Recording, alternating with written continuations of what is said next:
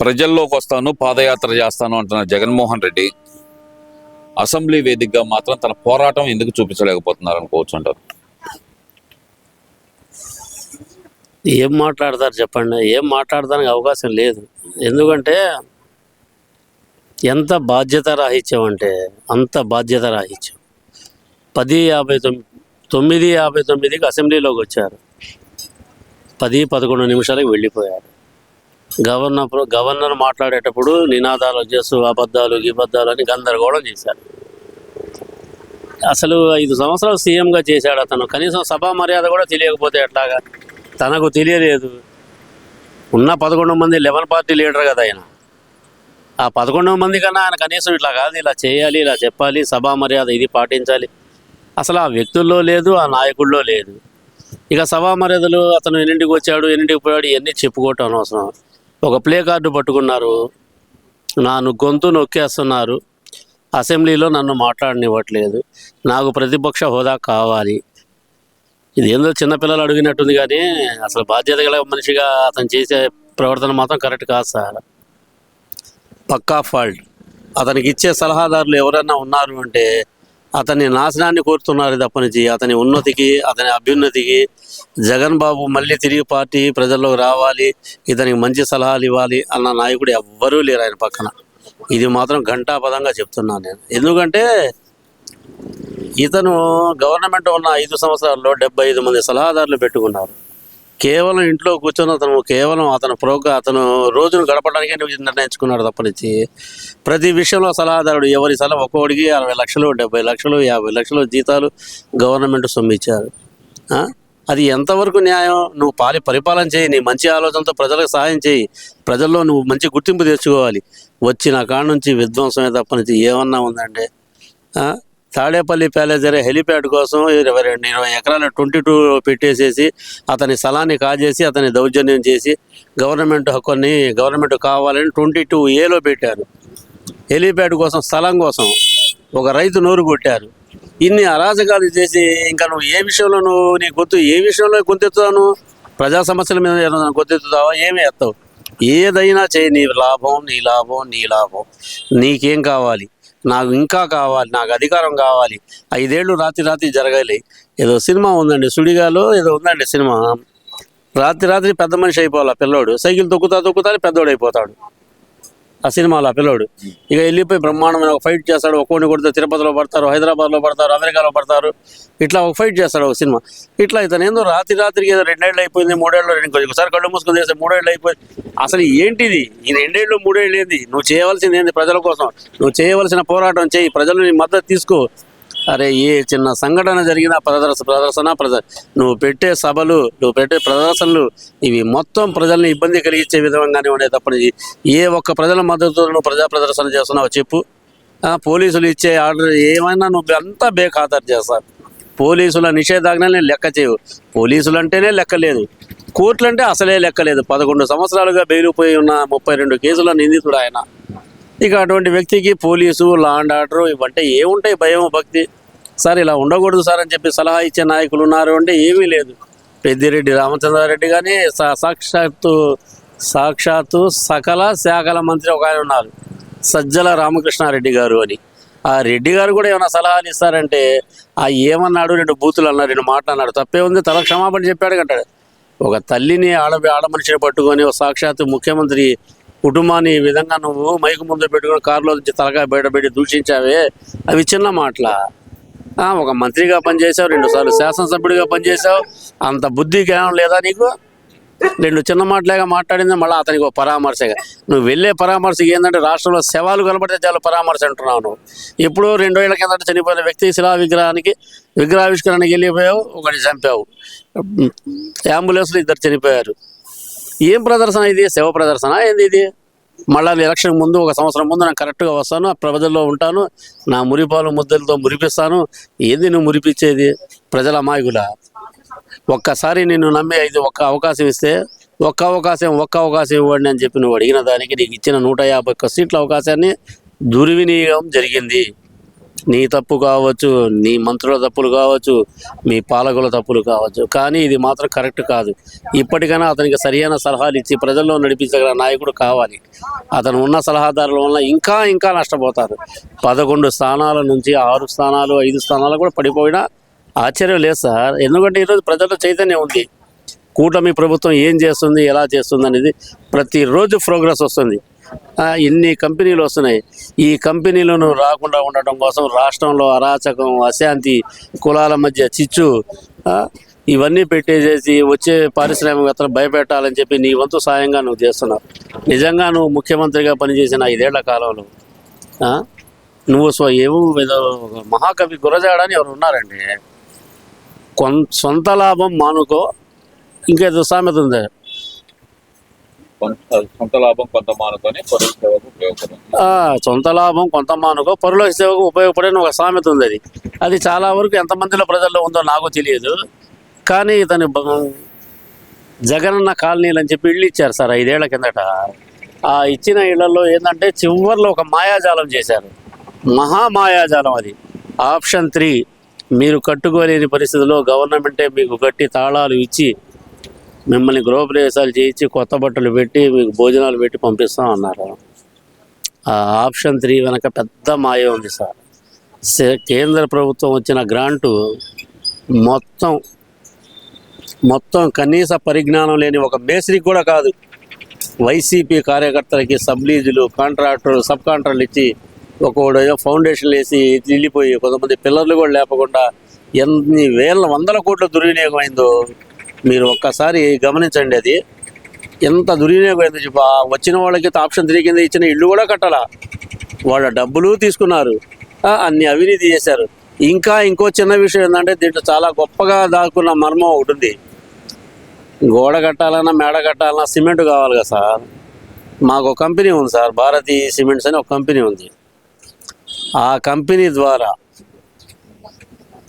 110 రూపాయలు 120 రూపాయలు పడే బస్తా సిమెంట్ని 220 అదనంగా 230 ఇంకో 30 రూపాయలు అదనంగా బస్తాకి తీసుకొని వాళ్ళ ఇష్టానుసారంగా భారతీ సిమెంట్స్కి ఇతర కంపెనీలకు వచ్చి పావలా ఇచ్చి, వాళ్ళ భారతీ సిమెంట్స్కి వచ్చి 30 పావలా ఇచ్చి వీళ్ళు ఎంతవరకు అవకాశం ఉంటే అంతవరకు దోచుకున్నారు సార్.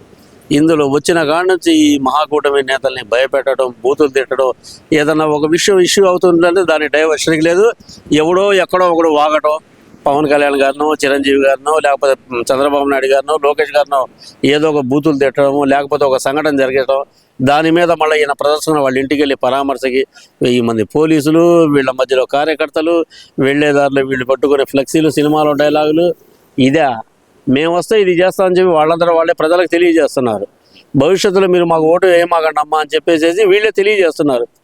మొన్న చూశారుగా మా ప్రదర్శన ఎలా ఉందో, ఎన్ని వేల మంది వచ్చారో. జగన్ రావాలి, జగన్ కావాలి, జగన్ సీఎం అవ్వాలి, సీఎం సార్ అని పిలిస్తే కానీ ఒక రకమైన మానసికమైన ఆనందాన్ని అతను పొందుతున్నాడు. దీని మూలాన రూపాయలు 99% నష్టం వైసీపీకి జరుగుతుంది. అది గమనించని నాయకులు ఎంతమంది ఉన్నారు? ఈ కేవలం అతని మెప్పు కోసమే మాట్లాడుతున్నారు. అరే అతని కార్యకర్తలను ఉద్దేశించి ఏం మాట్లాడాడు? నా పరిస్థితే అగమ్య గోచరంగా ఉంది, నా వెంట మిమ్మల్ని రమ్మని నేను ఏ విధంగా కోరుకుంటాను, నేనేమి చేయలేని పరిస్థితిలో ఉన్నా అని చెప్పి నిస్పృహతో మాట్లాడుతున్నారు. ఒక నాయకుడి పడిపోయిన పార్టీని ఆ విధంగా మాట్లాడతా కార్యకర్తల ఉద్దేశం అంటే బిత్తరపోతున్నారు కార్యకర్తలు. ఏది జగన్మోహన్ రెడ్డి గారు ఎట్లా మాట్లాడుతున్నాను? దశ దిశ లేని నాయకత్వం అంటే వైసీపీ నాయకత్వం సార్. దశ లేదు, దిశ లేదు, మంచి లేదు, చెడు లేదు.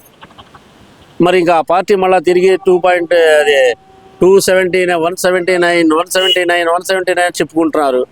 మరి ఇదంతా ఓకే అండి. అసలు తిరుమల లడ్డూలో కల్తీ లేదని చెప్పి బయట ఓదర కొడుతున్న వైసీపీ నాయకులు అసెంబ్లీ వేదికగా మరి దాని మీద ఎందుకని ప్రభుత్వాన్ని నిలదీయలేకపోతున్నారు అనుకోవాలంటారు?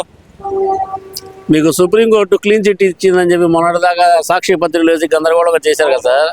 ప్రొడ్యూస్ చేయండి, ప్రెస్ కౌన్సిల్కి ప్రొడ్యూస్ చేయండి సార్. ఈ పత్రిక మీద ఎటువంటి దుష్ప్రచారం చేస్తున్నారు? సాక్షి పత్రిక నిజమైన సాక్షి అని మీరు తెలియజేయండి. ఎట్లా తెలియజేయాలి?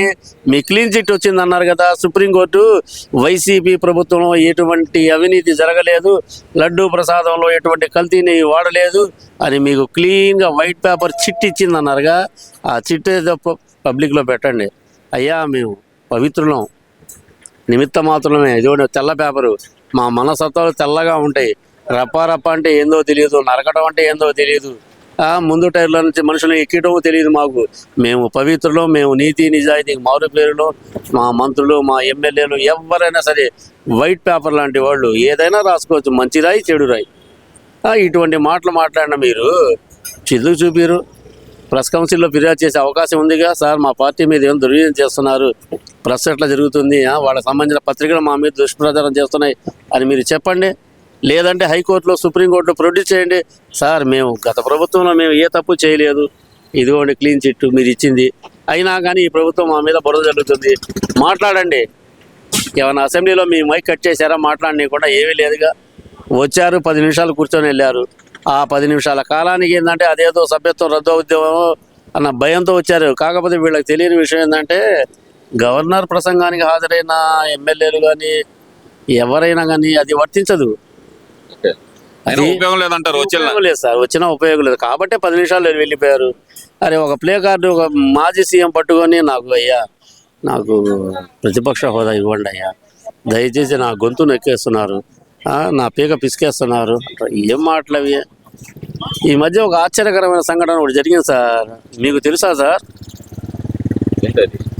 తెలుసో తెలియదో ఏందో చెబితే కనుక. ఇప్పుడు ఒక వ్యక్తి గొప్పతనాన్ని గుర్తించి అతను న్యాయవాద వృత్తిలో ఉంటే అతని గొప్పతనాన్ని గుర్తించాలి, సామాజిక సేవలో ఉంటే సామాజిక సేవకుడిగా చూడాలి. లేదు మంచి మనసుతో ఏమన్నా పిల్లలకి, పెద్దలకి, వృద్ధులకి ఏమన్నా అన్నదానాలు, మంచి చెడు చేస్తున్న మంచి మనిషి అనుకున్న వ్యక్తి ఉంటే అతనికి ఏదైనా గవర్నమెంటో లేకపోతే సామాజిక సంస్థలో ఒక బిరుదును ప్రసాదిస్తాయి. తెలుసా మీకు? సాహిత్యవేత్తను, అన్నదాతను, లేకపోతే ఒక మంచి వ్యక్తిగాను, లేకపోతే వాళ్ళకు నచ్చిన ఏదో ఒక అతనికి సంప్రదించి సంక్రమించే బిరుదుని ప్రకటిస్తాయి.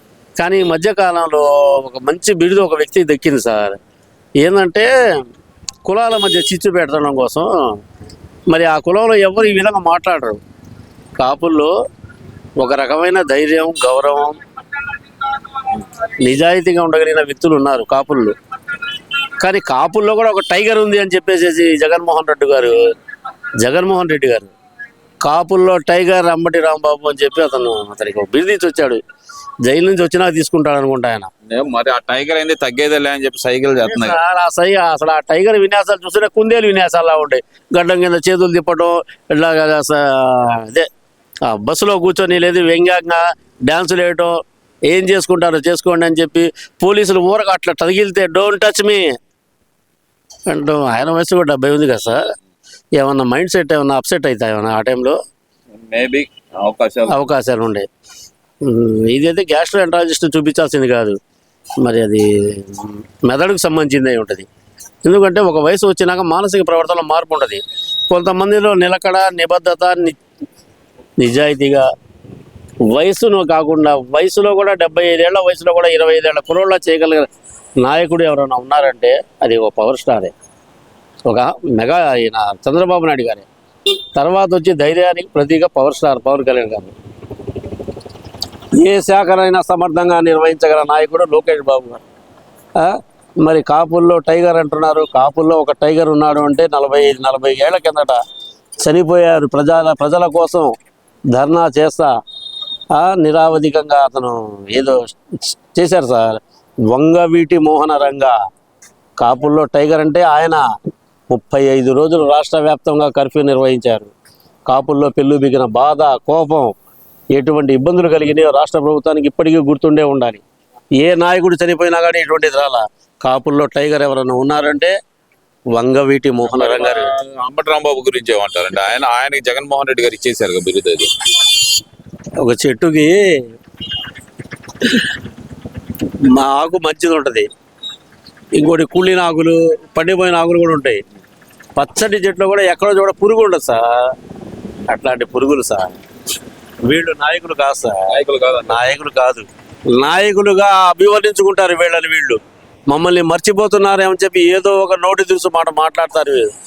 ఒక తల్లిని పట్టుకొని, ఒక చంద్రబాబు నాయుడు గారి కుటుంబాన్ని పట్టుకొని మైకు ముందు అటువంటి దుర్భాషలాగా మాట్లాడావే, ఇది సభ్యత సంస్కారానికి ఎంతగా నీకు నష్టం జరిగిందో తెలియదా?